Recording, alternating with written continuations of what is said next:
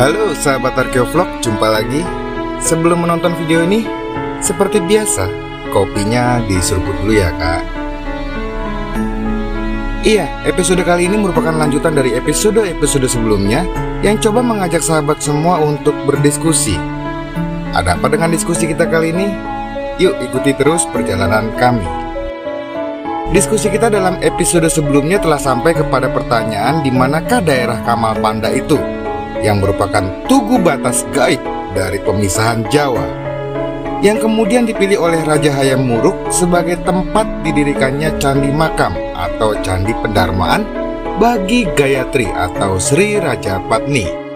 Bagi sahabat yang di sini masih kebingungan, tidak ada salahnya menonton episode-episode sebelumnya sebelum melanjutkan episode ini, supaya diskusi ini berjalan dengan runut ya. Dan mohon pengertiannya juga bahwa dalam konten-konten Arkeovlog, sahabat semua akan selalu diajak untuk menikmati petualangan pemikiran dari sejarawan dan arkeolog yang layaknya detektif masa lalu, terus berusaha menyusun kepingan-kepingan bukti sejarah yang sebagian besar masih penuh misteri. Belajar sejarah itu memang agak membingungkan dan membosankan, tapi kalau bukan kita, lalu siapa lagi yang mau mempelajari dan menelusuri jejak-jejak sejarah peradaban bangsa kita? Seperti pepatah yang selalu disampaikan orang tua kita, pengalaman adalah guru yang terbaik. Oleh karena itu, dengan belajar tentang sejarah budaya kita sendiri, niscaya kita akan bisa tetap menjadi bangsa yang besar. Amin. Tapi belajar sejarah dari sumber yang beneran loh ya, bukan yang kaleng-kaleng. Oke, kita lanjut lagi ya. Dari uraian pendapat beberapa ahli dalam episode sebelumnya, dapat kita susun sebagai berikut. 1. Kamal Panda ada di situs Sirakencong, Blitar. 2. Kamal Panda ada di lereng selatan dari Gunung Kawi, Malang. 3. Kamal Panda ada di Pandaan, Pasuruan. 4. Kamal Panda di sekitar Lamongan. 5. Kamal Panda di situs Tengaran, Jombang. 6. Kamal Panda itu di Boyolangu, Tulungagung. 7. Kamal Panda itu di Bangil. Jadi pusing kan? Tapi tenang, perbedaan pendapat di antara para ilmuwan itu sudah biasa dan menjadi bahan diskusi yang menarik. Sekarang, yuk pelan-pelan coba kita telaah lagi. Kalau kita cermati lagi perdebatan tentang di mana lokasi Kamal Panda, ada dua hal yang perlu dipecahkan satu persatu. Pertama, kita harus mencari tahu dulu yang mana yang digunakan sebagai garis batas untuk membagi wilayah menjadi dua. Dan yang kedua, bila kita bisa tahu yang mana garis batasnya, maka kita bisa menduga di mana ujung garis batas itu. Nah, di ujung batas itulah terletak Kamal Panda yang disebut oleh Prapanca sebagai daerah tugu batas magis dari pemisahan dan sekaligus penyatuan Jawa. Ternyata hingga sekarang garis batas itu juga belum diketahui. Walau masih dalam taraf gegabah, yuk kita coba mencari di mana garis batas itu. Oke, sekarang coba kita lihat lagi pelan-pelan ya, mumpung lagi nggak mati lampu. Untuk itu, kita akan kembali cermati lagi petunjuk yang diberikan Prapanca kepada kita dalam naskah Negara Ketagama Pupuh 68. Dalam bait pertama, sebelum menuliskan peristiwa itu, Prapanca dengan cermat menuliskan terlebih dahulu referensi yang digunakannya untuk merujuk kepada peristiwa itu, yang disebutnya sebagai menurut tutur yang dipercaya dan Srinata Panjalu Hidaha. Tuh kan, disinilah terbukti bahwa kelas Empu Prapanca memang beda. Ia tidak mau gegabah dalam memilih sumber sejarah. Selanjutnya Prapanca menuliskan bagaimana garis batas itu dibuat oleh Pubarada. Prapanca menuliskannya sebagai berikut. Tapal batas negara ditandai air kendi mancur dari langit, dari barat ke timur sampai laut. Utara selatan tidak jauh, bagaikan dipisah oleh samudra besar. Tulisan tapal batas negara ditandai air kendi mancur dari langit dapat menjadi petunjuk jelas bahwa garis pembatas itu adalah air, yaitu sungai. Hal ini didukung juga dengan tulisan bagaikan dipisahkan oleh samudra besar. Dengan demikian, maka garis batas itu adalah sungai besar. Selanjutnya terdapat tulisan dari barat ke timur sampai laut. Kata-kata dari barat ke timur sampai laut menurut saya sudah jelas bahwa garis itu membelah Jawa dengan membujur dari barat ke timur dan berujung di laut di sebelah timur. Sampai di sini maka dapat kita simpulkan bahwa garis batas itu adalah sungai besar yang mengalir dari barat ke timur dan berujung di lautan.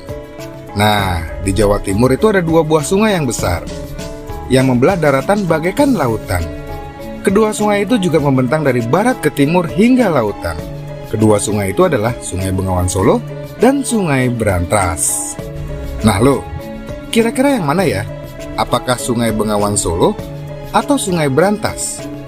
Sebelum kita lanjut, sahabat arkeovlog bisa menebak dulu jawabannya. Apakah Sungai Bengawan Solo atau Sungai Brantas? Sudah? Oke, silakan kopinya diseruput dulu ya kak. Bagian tulisan prapanca selanjutnya yang problematik menurut saya adalah tulisan yang menyebut utara selatan tidak jauh. Tulisan ini mengandung banyak tafsir. Tulisan utara selatan tidak jauh jadi memunculkan beberapa pertanyaan dan kemungkinan yang muncul di kepala saya. Yang pertama, apakah utara selatan tidak jauh itu berarti bahwa akibat adanya garis batas sungai besar yang mengalir dari barat ke timur, maka terciptalah daerah utara dan daerah selatan yang menjadi wilayah Panjalu dan Jenggala? Ataukah maksud dari tulisan utara selatan tidak jauh itu menggambarkan adanya jalur garis pembatas utara ke selatan yang jalurnya tidak jauh, alias jarak jalurnya lebih pendek daripada garis pembatas barat timur? Ataukah tulisan utara selatan tidak jauh itu merujuk pada 2 pusat pemerintahan dari Panjalu dan Jenggala, walaupun terpisahkan oleh sungai besar, namun sebenarnya letaknya tidak berjauhan? Sampai di sini, kalau boleh gegabah, saya menafsirkan garis batas dari pembagian daerah Jawa itu sebagai berikut. Antara sungai besar yang digunakan sebagai garis pembatas pemisah, saya lebih cenderung memilih peran dan fungsi Sungai Brantas yang cukup penting pada masa Airlangga sebagai jalur perdagangan menuju pelabuhan Ujung Galuh, seperti yang termuat dalam prasasti Kamalagian yang berangkat tahun 959 Saka atau 1037 Masehi. Bila garis pembatas itu adalah Sungai Brantas, maka kini kita dapat membayangkan bagaimana wilayah 2 kerajaan itu. Sungai Brantas mengalir dari selatan Gunung Kawi kemudian mengarah ke arah barat melewati Blitar, dan saat melewati daerah Tulungagung, arah aliran kemudian mengarah ke utara membelah Kediri, dan kemudian berbelok ke arah timur di daerah Kertosono dan berlanjut melintasi Jombang, Mojokerto hingga Sidoarjo bahkan sampai Pasuruan. Walaupun ada aliran Sungai Brantas yang mengalir dari selatan ke utara di daerah Tulungagung dan Kediri, namun secara umum aliran Sungai Brantas memang mengalir dari arah barat ke arah timur. Dengan demikian, maka kata-kata tentang utara selatan tidak jauh dapat diartikan bahwa kedua pusat pemerintahan ada di utara dan ada di selatan, yang sebenarnya letaknya tidak berjauhan, namun dipisahkan oleh sungai layaknya samudra. Bila demikian, maka daerah Kamal Pandak berada di ujung garis timur, dekat laut.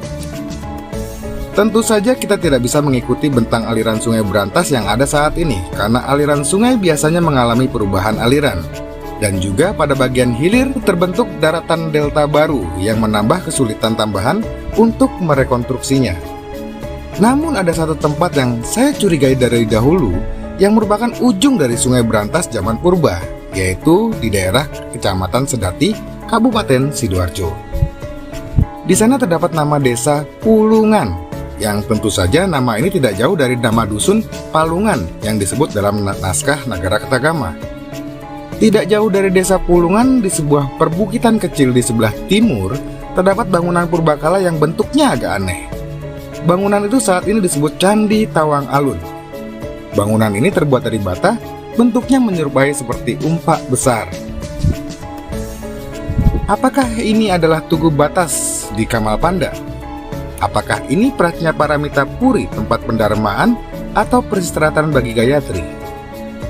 Walau beberapa data cukup mendukung, diantaranya seperti ada nama desa Pulungan yang dekat dengan nama Palungan, lokasi ini berada di timur yang dahulu mungkin berada di tepi lautan. Namun keraguan saya pun muncul. Istilahnya feelingnya masih belum pas begitu ya. Satu-satunya yang mendasari keraguan saya adalah, bila ini adalah Pratnya Paramita Puri, lah kok bangunannya kecil dan tidak megah? Mungkin ini hanya ekspektasi pribadi saya yang terlalu berlebihan.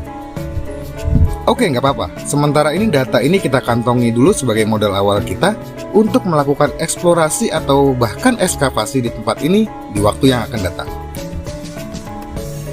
Nah, bila kita mengikuti ujung Sungai Brantas saat ini, maka alirannya sampai ke daerah Bangil Pasuruan. Keberbakalan yang terletak paling timur di sana saat ini adalah Candi Gunung Gangsir. Nah, kalau candi ini terasa pas kalau dibangun untuk Candi Pendarmaan dari Gayatri karena ukurannya megah. Secara gaya arsitektural, bangunan candi ini juga bergaya Buddhis. Apakah Candi Gunung Gangsir ini yang dulu dibangun Majapahit bagi Gayatri yang bernama Prajna Paramita Puri? Sebentar, kita mikir dulu ya. Di sini tidak ada toponim Palungan atau Pulungan atau ternyata di timur desa Gunung Gangsir terdapat nama dusun Balung Watu. Apakah nama Balung ini dari kata Palungan? Maksa kayaknya ya. Tapi bisa juga. Oke, sementara ini kita kantongi dulu dua tempat yang kita curigai sebagai Kamal Panda, di mana di sana dulu dibangun Candi Pendarmaan bagi Gayatri, yaitu Candi Tawang Alun dan Candi Gunung Gangsir. Karena masih penasaran, saya kemudian mengamati lagi dengan baik-baik kata-kata yang ditulis oleh Prapanca. Dari barat ke timur sampai laut, utara selatan tidak jauh, bagaikan dipisahkan oleh samudra besar. Nah, muncul dugaan lain. Apakah Pubarada membuat garis batas itu dalam dua tahap? Maksudnya, pertama-tama ia membuat garis batas itu dari barat ke timur sampai laut. Lalu kemudian ia kembali lagi dan membuat garis batas pembatas dari utara ke selatan yang jaraknya tidak jauh. Titik pertemuan antara garis barat timur dan utara selatan itu kemudian adalah pas saat belokan sungai yang ada di daerah Kertosono. Mungkinkah demikian? Tapi kok kayaknya Pubarada kerjanya kurang efisien gitu ya.